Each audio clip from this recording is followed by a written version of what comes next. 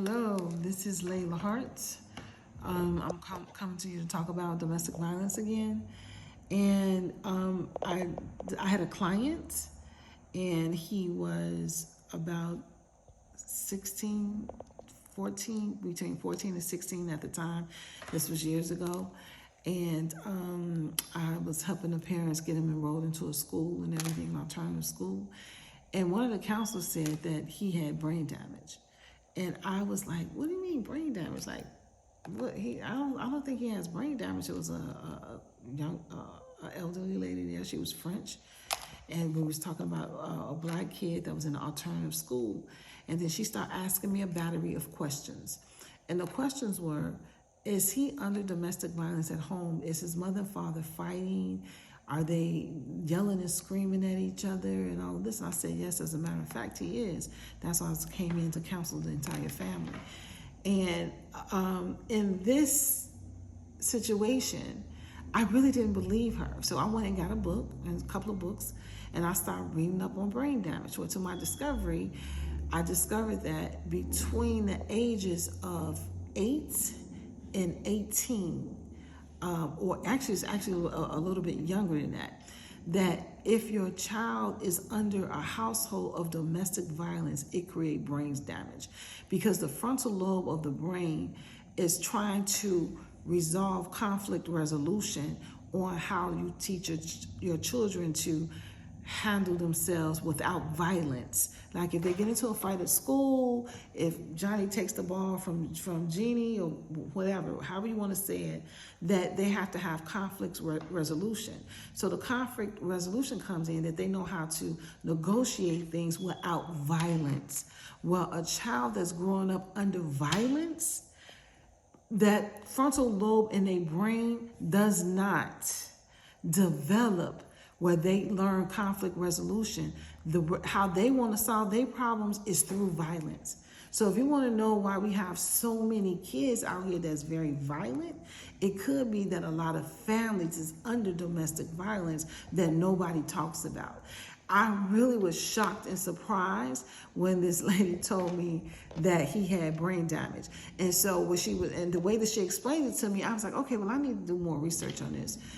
It makes so much sense because the young man that I was counseling was 2 weeks away from graduation of high school. And I had been working with him since he was 9. Now he's 18, right? So for 9 years, he goes to school and he gets into a fight.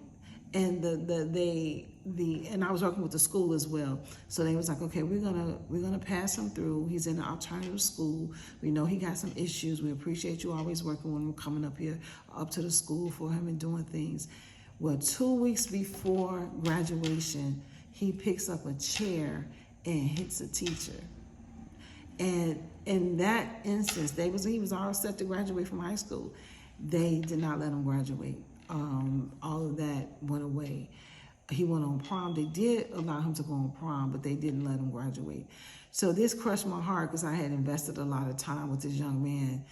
And he was a good young man, but he just couldn't get a hold of his he couldn't rationalize, okay, this is normal, this isn't normal. Don't take it over the top when you get mad or you get angry. It went into the point that now he's about 30 years old now, but when he gets very angry, he has seizures. And I still have contact with him, and he has 3 or 4 kids now. The moral of this story is, I want to let you guys know that domestic violence is a serious thing. And I think that a lot of people really don't think so when it comes to their children. It's serious because you create cycles in different generations, this cycle, that cycle, generational after generational. And the children inside of this don't know how to pick good partners. As a result, they get brain damage. They don't know how to conflict resolution. They don't know how to do any of that. So it's really important to train our young girls on how to select good men for marrying, and train our young boys on how that's going to become young men, that this is not the way. So we have to give them strategies, and we have to give them thinking tools, and let them understand that and it's really intense work, guys. So I wanted to say that and let you know that if you want, you can contact me at LL Hart Consultings.